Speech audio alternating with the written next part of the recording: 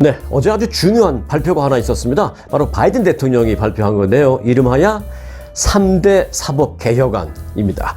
이게 이제 대선을 앞두고 상당히 중요한 변수가 될 수도 있을 것 같아서 오늘 이 내용을 먼저 여러분들에게 좀 알기 쉽게 설명을 해드리고 그리고 이제 뉴스를 전해드리도록 하겠습니다. 자, 바이든 대통령의 3대 개혁안, 사법개혁안, 그게 뭔지, 이 개혁안 발표 배경은 또 뭔지 등등을 좀 차례대로 전해드릴 텐데, 이 바이든 대통령이 임기 6개월을 지금 남겨놨잖아요. 뭐 이제 임기 6개월밖에 남겨놓지 않은 현직 대통령, 어찌 보면 그때쯤 되면 무슨 레임덕도 오고 그럴 수 있는 상황이죠. 그렇지만 바이든 대통령은 지금 레임덕이 오는 게 지금 그게 중요한 게 아니라 민주당이 다시 정권을 잡아야 되는, 재집권을 해야 되는 그러한 상황에 있기 때문에 본인이 그 책임을 지지 못하고 이제 후보 사퇴를 했으니까 지금 이제 뭐라도 해야 되겠다라는 마음에 지금 발표한 게 있습니다. 그게 이제 이름하여 3대 사법개혁안인데 여러 가지가 있습니다. 대통령 면책 특권 제한, 그리고 이제 대법관 종신제 제한 등등입니다. 이 바이든 대통령은 지금 벌어지고 있는 일은, 미국에서 벌어지고 있는 일은 권력 분립의 교리에 일치하지 않는다. 그러면 뭐 미국에 이제 민주주의고 삼권 분립이 있는데 그런 권력 분립이라는 거의 원칙에 맞지 않는 일이 지금 미국에서 벌어지고 있다라면서 3대 개혁안을 제시한 것입니다. 자, 바이든 대통령이 제시한 사법개혁의 요지, 즉 3대 개혁안, 다음과 같습니다. 자, 첫 번째, 법 위에 있는 사람은 아무도 없다라는 것을 기준으로 해서 하는 얘기인데, 개헌을 통한 전임 대통령의 재직 시 범죄에 대한 면책 특권을 제한하자라는 것입니다. 이거는 이제 통과되면 본인도 해당하는 것이죠. 본인도 내년 되면 전임 대통령이 되는데 나까지 포함해서 하겠다라는 뭐 그런 뭐 일종의 메시지긴 합니다. 여하튼 전임 대통령이 대통령으로 재직했을 때 있었을 때 어떤 여러 가지 범죄 행위라든지 또는 뭐 기소될 만한 그런 행위에 대해서 면책을 주는 것에 대한 제한을 하자라는 것입니다. 뭐 이거는 금방 아시겠죠? 어찌 보면 본인보다는 트럼프 전 대통령을 겨냥한 거라고 말할 수도 있습니다. 자, 그리고 두 번째, 현행 종신제인 연방 대법관의 임기를 제한하자. 그럼 어떻게? 네, 18년으로 제한하자라는 것입니다. 그리고 또 하나가 있습니다. 2년마다 대법관을 임명하자라는 것입니다. 지금은 종신제니까 그냥 가는 거예요. 돌아가시면, 연방 대법관이 돌아가시면 그때 빈자리를 그 당시 대통령이 임명합니다.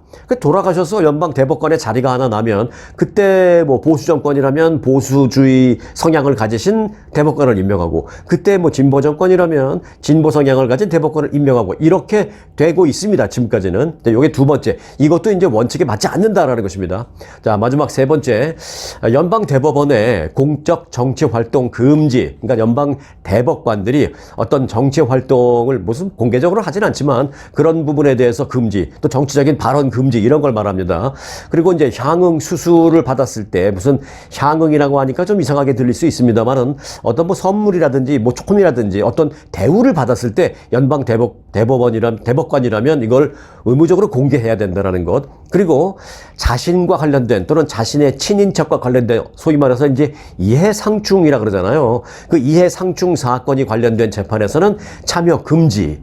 이게 이제 세 번째가 포괄적으로 그겁니다. 요런 걸 골자로 하는 강제적인 행동 강령 도입을 요구했습니다. 요게 이제 바이든 대통령이 촉구하는 3대 사법 개혁안입니다. 이제 이렇게 하자라는 것입니다. 이걸 이제 입법화하자라는 것입니다.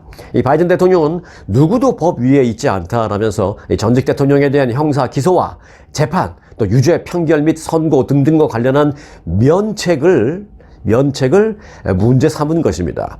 그러면서 대통령은 법에 응답을 해야 한다라는 미국 건국자들의 어떤 믿음을 우리는 공유해야 한다, 초심으로 돌아가야 한다라고 말했습니다.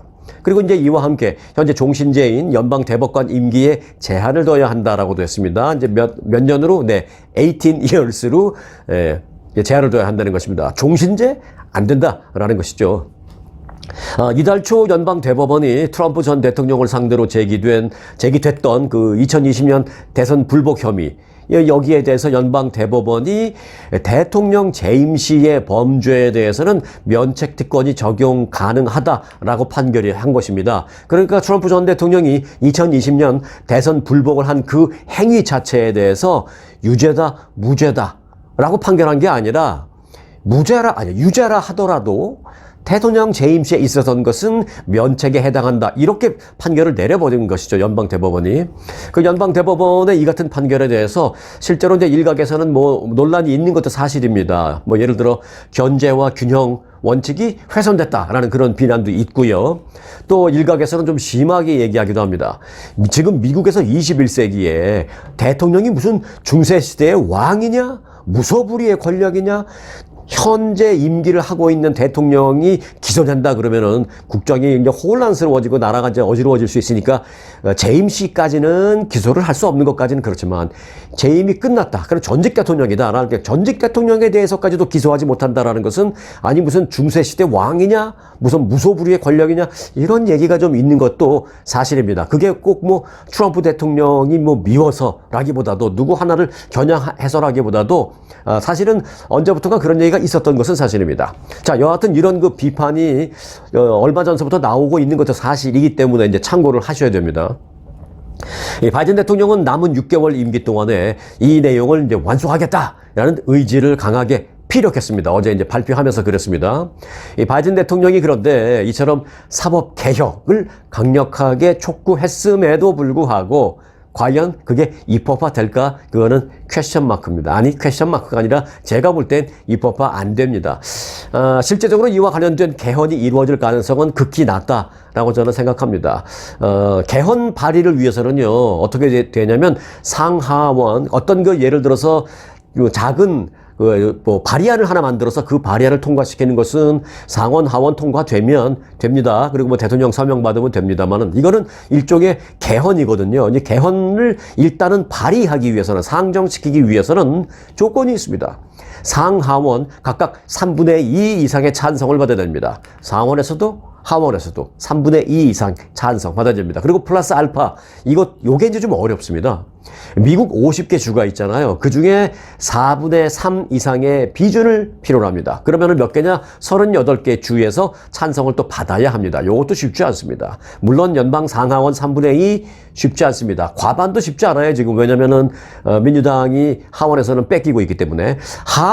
연방 하원을 지금 공화당이 다수당으로 장악하고 있고, 물론 상원은 민주당이 조금 우세긴 합니다만은, 사실 뭐 거의 박빙이기 때문에, 박빙 갖고도 안 되죠. 5대5 갖고는 안 되죠. 3분의 2 정도의 찬성이 있어야 되기 때문에, 사실은 이게 이제, 개헌을 완성하는 것도 어렵지만 이것을 이제 발의하는 자체도 상정시키는 자체도 사실은 쉽지 않습니다. 바이든 대통령도 이걸 모르는 게 아니에요.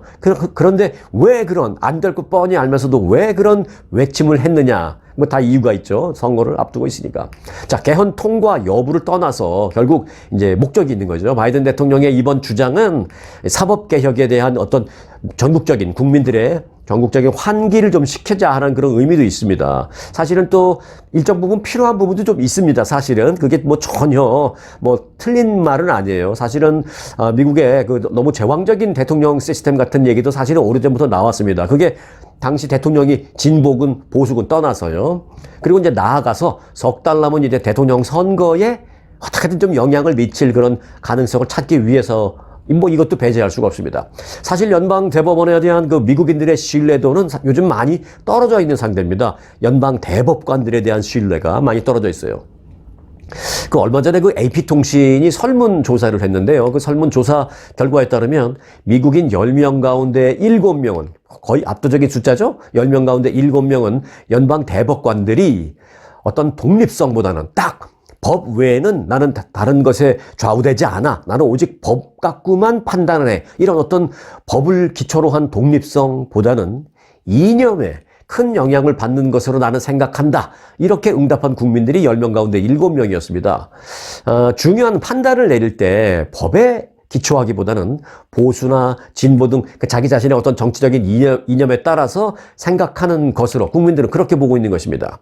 실제로 보수 정권 대통령에 의해서 임명된 보수적인 사람, 그 대법관은 항상 보수적인 결론을 내립니다. 지금 연방 대법관이 9명인데 6명은 보수 성향, 즉 보수 정권에 의해서 임명된 사람이고요. 그리고 3명은 진보 정권, 민주당 시절 때 임명된 사람입니다. 그래서 뭐든지 어떤 사례가 올라가서 판결을 내릴 때 보면은 이 사례 판결의 결과는 꼭 보수냐 진보냐에 따라서 갈립니다. 지금은 뭐 당연히 6대3, 6대3으로 항상 나옵니다. 대법관에서 어떤 판결이 항상 6대3으로 나와요. 5대4도 아니고 7대2도 아니고 항상 6대3으로 나옵니다. 왜? 보수와 진보가 6명 대 3명이기 때문에 이런 모습을 보고 국민들이 신뢰를 안 하는 거죠. 이 사람들이 정치인이야, 법관이야 이런 생각을 하는 것이죠. 자, 따라서 연방 대법원에 대한 어떤 신뢰가 그만큼 지금 낮은 만큼 지금 바이든 대통령이 주장하는 어떤 사법개혁 이런 것을 주장하는 것은 대선에 영향을 어느 정도 미칠 가능성이 있다라고 충분히 생각할 수도 있습니다. 사실은. 자, 바이든 대통령이 아마 그 점을 노린 것으로 보이고 있습니다. 연방 대법관 시스템에 대해서 좀 불만들도 있고 신뢰도도 낮고 하니까 야, 이걸 사법개혁하자라고 얘기하면 많은 사람들이 탁 집중할 거다 이런 생각을 한 겁니다. 일종의 선거에 있어서 선거 운동을 하는 데 있어서 이니셔티브를 쥐는 것 그리고 국민들 유권자들이 어떤 시선을 집중시키는 것 이건 중요하잖아요. 그런 어떤 중요한 터닝 포인트를 지금 만들려고 하는 것입니다. 자, 이번 사법개혁안은 하원 다수당인 공화당의 반대로 결국은 최종 통과될 가능성은 거의 없습니다. 하지만 말씀드렸다시피 어떤 민주당의 지지층을 결집시키는 데에는 당연히 도움이 될 것 같고요. 그리고 또 하나 플러스 알파 이게 중요하죠. 중도층을 좀 흡수하는데 또 중도층의 관심을 끄는데 이런 데에도 역시 어느 정도 좀 효과가 있지 않을까 또 과연 어느 정도 효과가 될까 도움이 될까 이런 것이 이제 상당히 주목되는 그런 부분입니다. 자, 어찌됐든 바이든 대통령으로서는 민주당 재집권을 위한 커다란 주사위 하나를 던진 셈입니다. 그 결과가 어떻게 될지는 조금 들여다봐야 되겠습니다. 네, 한인 사회에 많은 비즈니스가 있죠. 뭐 마켓도 있고 무슨 세탁소도 있고 리코스토어도 있고 은행 등도 있고 뭐 보험회사 부동산 많이 있는데 그 중에 하나가 바로 이제 한인은행입니다. 하지만 이민 사회가 이제 오래됨에 따라서 이제 이민 생활 오래된 사람들은 꼭 한국은행, 한인은행을 꼭 가야 될 필요성을 크게 못 느끼죠. 옛날에는 뭐 미국 온 지 얼마 안 되고 그래서 미국 시스템도 잘 모르고 또 영어도 미국은행 가서는 편치 않고 하니까 한인은행에 가서 이제 계좌를 트고 거기서 론도 받고 이제 많이 그랬는데 이 이민 역사가 점점 오래되면서 미국 그 은행에 다니면서 거래에 불편함을 느끼는 사람들이 뭐 거의 없어지는 거죠. 꼭 한인은행 아니어도 되는 그런 사람들이 많아지는 거죠. 그래서 한인은행이 성장의 한계를 보고 있다라는 그런 이제 지적이 대두되고 있는 그런 상황이거든요.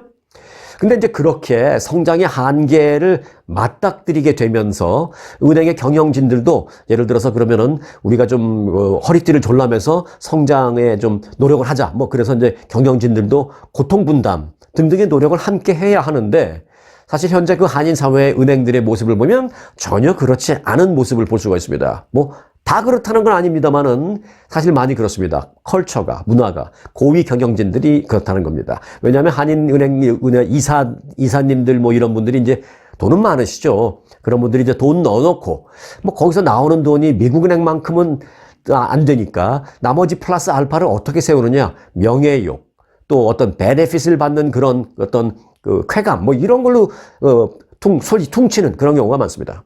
자, 한인 커뮤니티 은행들이 고금리 시대를 맞아서 심각한 경영난에 지금 직면하고 있다라는 게 월스트리트저널의 분석입니다. 진단입니다.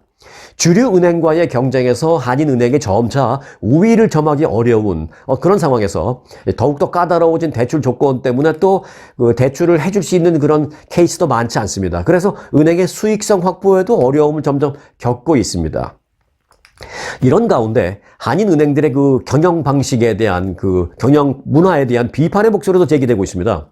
예를 들면 이런 거죠. 툭 하면 구조조정. 이제 예를 들어서 뭐 실적이 좀 안 좋다 하면 이걸 어떻게 하든지 실적을 높일 수 있는 새로운 아이디어라든지 새로운 서비스라든지 이런 걸 개발하기보다는 가장 쉽게 할 수 있는 게 뭐예요? 사람 자르는 거죠. 직원 자르는 거. 예. 그러니까 한인은행들이 툭 하면 구조조정이다. 말이 좋아서 구조조정이지. 또 때로는 가끔 영어로 쓰죠. 워크아웃.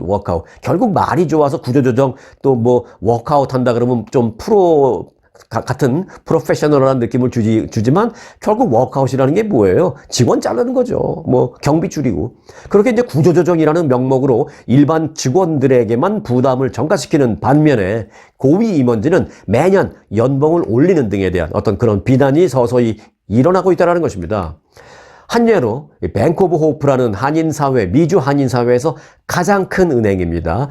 커뮤니티 뱅크에서 한 단계 올라가서 거의 리저널 뱅크 정도의 평가를 받는 수준의 규모의 은행인데, 이 뱅크 오브 호프라는 은행의 경우에는 지난 3월 전체 직원 가운데 13%를 감원했습니다. 13% 감원이라는 것은 그야말로 대규모 구조조정이다, 그렇게 말할 수가 있죠.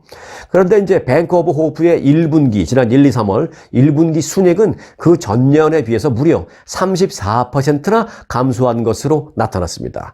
그 1, 2, 3월의 순이익이 1년 전에 비해서 34%나 감소한 것으로 나타나자마자 그달 3월 달에 바로 13% 직원들을 자른 겁니다. 그러니까 사실 직원들 잘라서 좀 순이익을 개선하고 이런 거는 중학생, 초등학생들도 할 수 있잖아요.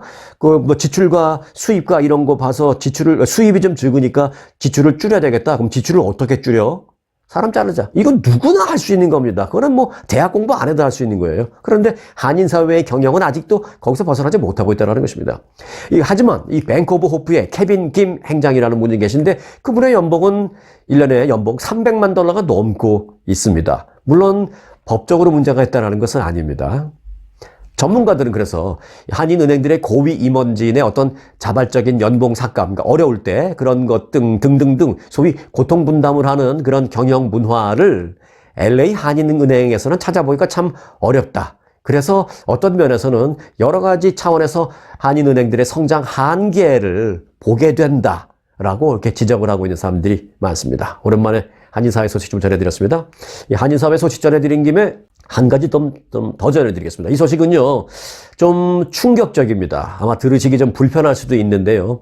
LA 한인타운에서 거의 약 한 40년 가까이 치과를 운영하시던 분이 계십니다. 그분의 이름은 배윤범. 그래서 그분의 치과 병원 이름은 배윤범 치과입니다. 아마 이 얘기 들으면 나 알아 하시는 분 상당히 많을 겁니다. 뭐 LA 계시는 분들은 아마 거기서 진료를 안 받았어도 아마 왔다 갔다 하면서 그 간판도 보고 너무 오래된 곳이라 또 광고도 많이 하고 그랬어요. 그래서 배윤범 치과 아마 거의 다 아실 겁니다. 관련된 소식입니다. LA 한인타운에서 치과를 운영하면서 여직원을 상습적으로 성폭행한 혐의로 비소됐습니다. 이분이, 배윤범 의사가 76세입니다. 경찰에 검거됐습니다. LA 카운티 셰리프국에 따르면 올해 76살, 죄송합니다. 76살의 한인 배윤범 치과 의사가 지난 16일 LA 국제공항을 통해서 해외에 있다가 미국으로 입국하던 중에 성폭행 혐의로 공항 경찰에 체포됐다고 합니다. 이번 체포는 피해 여성이 LA 경찰국에 성폭행 피해 사실을 신고하면서 이루어지게 된 겁니다. LAPD는 일단은 신고 내용을 바탕으로 수사를 쭉 진행해 왔었고요. 그래서 LA 경찰국은 지난 9일 배윤범 씨를 체포하기 위해서 그 치과를 급습했었습니다. 그런데 그때 마침 배 씨는 해외 아웃 오브 컨트리였죠. 그래서 이제 부재 중이어서 체포를 할 수는 없었습니다. 그래서 이제 이후에 LA 경찰은 배윤범 씨에 대한 수배령을 때렸고, 결국 해외에서 체류하다가 LA 공항으로 입국하던 길에 공항 경찰에 의해서 공항에서 현장 체포됐습니다. 배윤범 씨는 LA 다운타운 그 구치소에 현재 수감 중에 있는데 보석금 $25만 현재 책정돼 있습니다. 자, 인정신문이 다음 달에 있는데, 인정신문이라는 것은 여러분도 잘 아시겠습니다만은 인정신문은 아주 간단하게 끝나요. 당신 이름이 뭐냐, 뭐 몇 살이냐, 직업이 뭐냐 하고 난 다음에 당신이 혐의가 이건데 인정하느냐 안 하느냐, 이제 그걸 딱 물어봅니다. 질문 딱 하나예요, 결국은. 그러면 누구든지 다 100이면 100% not guilty를 선언하죠. 인정할 수 없습니다. 그러면 오케이, not guilty를 선언했으니까 이건 재판을 해야겠군. 땅땅땅. 다음 재판은 몇 월 며칠. 요렇게 얘기하는 게 이제 인정신문이다. 자, 인정신문이 다음 달 16일 있게 됩니다. 자, 배윤범 씨는 피해를 주장하는 그 40대 한인 여성에 의해서 성폭행에 대한 형사사건이 걸려 있는데, 이 형사사건은 물론이요, 피해 보상을 요구하는 민사소송까지 지금 제기되어 있는 상태입니다. 배윤범 씨가 운영하는 그 치과에서 행정 업무 담당 직원으로 일했던 이 40대 여성은 당시에 그 소장에서 성폭행을 당한 날짜, 시간, 그리고 당시 상황 등을 상당히 구체적으로 묘사해서 소장을 올렸습니다. 이 소장에 따르면 배윤범 치과 의사는 이 여성에게 약물을 투여하고 폭행을 했다는 것입니다. 적정량의 12배에 달하는 수면진정제, 그 계열이죠. 수면진정제 계열 약물, 트리아졸람이라는 약물을 투여하고, 그러니까 심하게 투여하고, 이거 굉장히 위험한데, 그리고 이제 그런 상태에서 수차례 성폭행을 했다는 것입니다. 또 이 여성은 중간에 깨어났어요. 그래서 깜짝 놀라갖고 무엇 하는 짓입니까? 제발 그만하세요, 그만하세요라고 애원을 했는데도 안 됐다. 그리고 때로는 이 약물을 너무 처방을 받아갖고 막 구토를 하고 복통을 하기도 하고 호소했음에도 불구하고 배 씨가 계속 성폭행을 했다라고 주장하고 있습니다. 끔찍하죠. 이대로라면, 이 소장 내용대로라면. 피해 여성은 이후에 그 성폭행 장면이 담긴 사진 그리고 동영상 등을 이 배 씨가 촬영을 해서 갖고 있다라는 사실을 뒤늦게 또 알게 됐다라고 밝혔습니다. 그 해당 영상물에는 배 씨가 의식이 없는 상태의 이 한인 피해 여성을 폭행하고 또 뭐 주요 부위 등을 촬영한 그런 정말 끔찍한 내용이 다 영상에 담겨 있다라는 것입니다. 자, 이 같은 사진과 동영상으로 형사재판은 뭐 진행되는데 큰 문제가 없을 것으로 생각이 됩니다. 그런데 이제 민사가 지금 문제예요. 왜냐하면 배윤범 씨가 소송을 당한 직후에 파산을 신청했습니다. 이로 인해서 이제 민사소송 진행이 중지된 상태입니다. 뭐 파산했으니까 일단은 중지되고 파산법원과 얘기를 해야 되겠죠. 그래서 이제 피해 여성 측 변호인은 최근에 이 법원에 그 또 뭘 하나 올렸는데 뭘 올렸냐면 배윤범 씨의 그 파산과 관련된 면책 반대 소송. 즉 나는 파산 신청했으니까 줄 게 없어라고 이제 하겠죠. 하지만 줄 게 없어라고 뭐 딱 하는 그 상황에 대해서 면책되지 않도록 해달라. 어떠한 상황에서 책임을 지게 해달라라는 어떤 그런 소송을 제기했습니다. 자, 형사사건, 이 민사소송 어떻게 진행될지 이제 참으로 주목되는 상황입니다. 저는 개인적으로 참 가슴이 아픕니다. 이 배윤범 치과, 이 한인 사회에서 참 오래된 치과인데, 저도 뭐 왔다 갔다 하다, 뭐 개인적인 진부는 없습니다만 왔다 갔다 하면서 이제 많이 봤는데, 이런 일에 옥매여서 나이 76세 돼가지고 이게 자칫하면 이게 엄청난 끔찍한 중형을 받을 수 있기 때문에 여생을 교도소에서 정말 개인적으로 봐도 참으로 좀 안타까운 비극적인 거잖아요. 그래서 저는 왜 그런 짓을 저질렀을까 참 안타깝다라는 생각뿐입니다. 자, 정치권 소식입니다. 대선을 앞두고 해리스 부통령과 트럼프 전 대통령이 이 웃는 것과 관련해서 공방을 벌이고 있습니다. 아니, 뭐 웃는데 무슨 웃는 게 무슨 죄야? 왜 공방전? 이런데 스토리는 이렇습니다.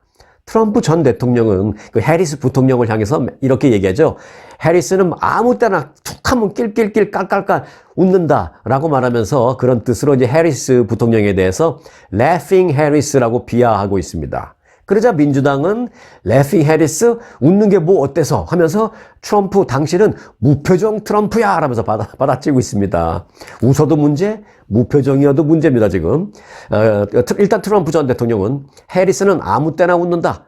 웃음 하나로 우리는 많은 걸 알 수 있다. 그녀는 좀 정신적으로 이상한 사람이야. 미쳤어. 라고 말하고 있습니다. 그러자 이제 민주당 인사들은 해리스가 웃는 건 아름답다. 그런데 나는 트럼프가 웃는 모습을 한 번도 본 적이 없다라고 말하고 있습니다. 그러면서 민주당에서는 이렇게 말합니다. 트럼프가 만일 살짝 웃는 스마일을 얼굴에 웃는 그 표정을 짓고 있는다면 그건 누군가를 보고 공감하면서 웃는 것이 아니라 그 사람을 보면서 비웃는 것이다. 그와 함께 공감하며 웃는 것이 아니라 비웃기 때문에 그런 표정을 짓게 되는 것이다. 라고 그렇게까지 얘기하고 있습니다. 그러면서 트럼프는 살짝 비웃는 표정 아니면 무표정 둘 중에 하나다. 이렇게 지금 웃음 표정 갖고 맞받아치고 있습니다. 대통령 선거를 앞두고 이제 웃는 것과 웃지 않는 것까지도 비난의 대상이 되고 있습니다. 자, 미국에서 그 리콜되는 게 있는데요. 두 가지 좀 중요한 걸 전해드리겠습니다. 우선 토요타와 렉서스입니다. 토요타가 그 리콜된 차량 10만여 대 이미 발표가 된 게 있는데요. 그 엔진을 결국은 무상으로 완전 교체해주겠다라고 밝혔습니다. 토요타는 2022-23년형 픽업 트럭이죠. 툰드라. 이걸 엔진 교체해 주겠다고 했고요. 그리고 이제 SUV죠. 렉서스 LX. 이거는 아주 큰 SUV죠. 렉서스 LX. 이 엔진도 교체하겠다고 했습니다. 결국은 한 10만여 대가 해당될 텐데 문제가 있는 트윈 터보 엔진을 새 엔진으로 완전히 무상 교체해 준다라고 밝혔습니다. 토요타는 이들 그 가솔린 전용으로 쓰는 그 엔진이 생산되는 과정에서 가공 어떤 잔해물이 엔진에서 완전 제거되지 못했을 그런 가능성이 있다라면서 이로 인해서 그 해당 엔진이 자칫하면 가다가 쓰거나 또는 과열되거나 이런 일이 있을 수 있다. 라고 말하고 있습니다. 그리고 엔진 노킹 같은 거 있다고 합니다. 엔진 노킹, 막 땅땅땅땅 그런 이상한 소리 납니다. 그거를 이제 낙킹이라고 하거든요. 그래서 이제 엔진 낙킹이 있을 수도 있고, 또 시동이 잘 안 걸릴 수도 있고, 또는 시동 걸려서 가다가 갑자기 엔진이 꺼질 수도 있고, 그래서 이제 고속으로 주행하다가 엔진이 꺼지면 위험할 수 있기 때문에 엔진을 아예 교체해 주겠다. 그렇게 말했습니다. 툰드라하고 렉서스 LX입니다. 자, 두 번째 리콜입니다. 먹거리 리콜인데요.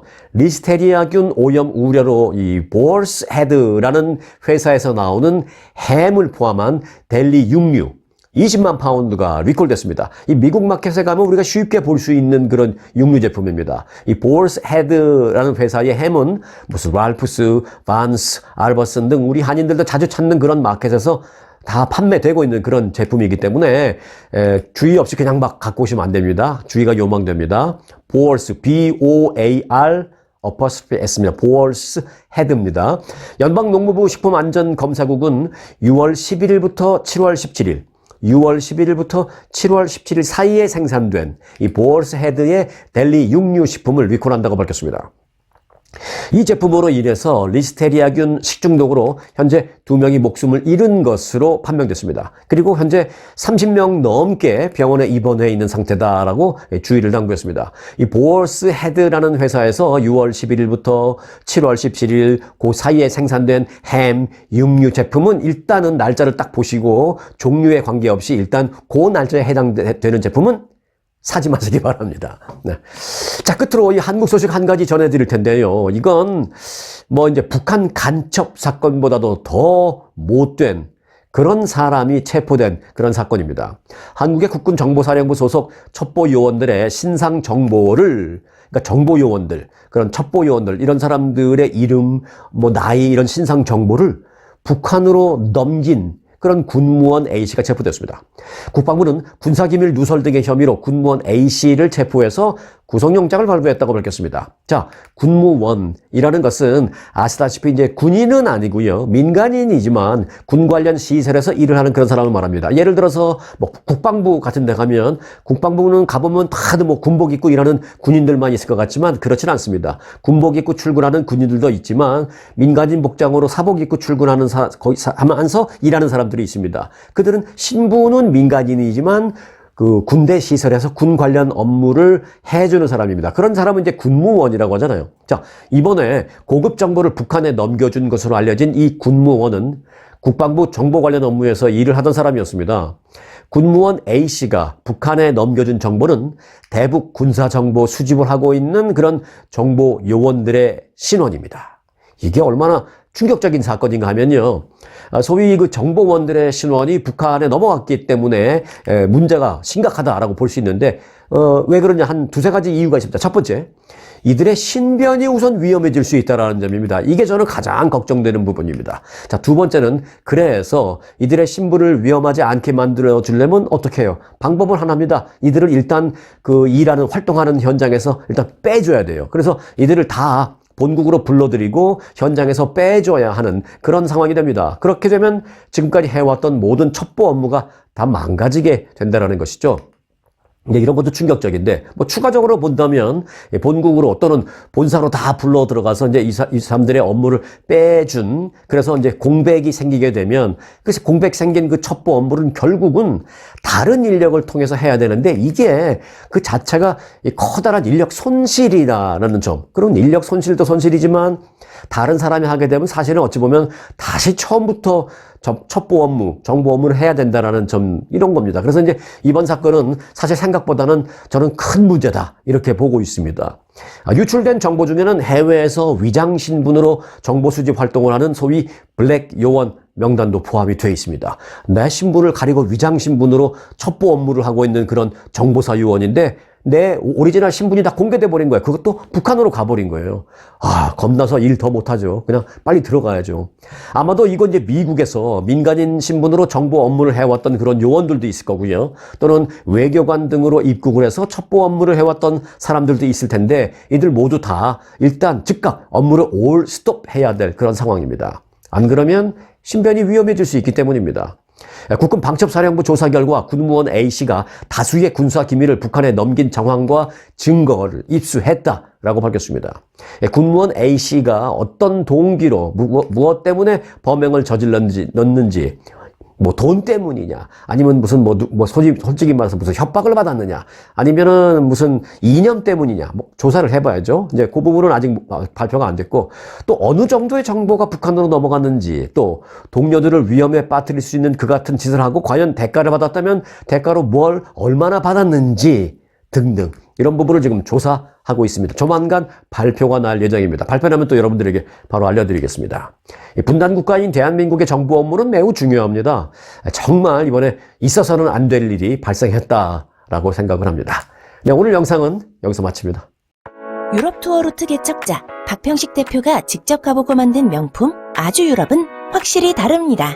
아주만의 알찬 일정 그리고 초특급 호텔 식사는 환상의 유럽 여행을 보장합니다. 영국, 프랑스, 스위스, 이태리, 바티칸의 서유럽 5개국 11일 일정과 유럽 여행의 진수, 바이킹의 후예를 만나는 북유럽 4개국도 아주만이 특별합니다. 명품 아주 유럽은 확실히 다릅니다. 아주 좋은 아주 투어.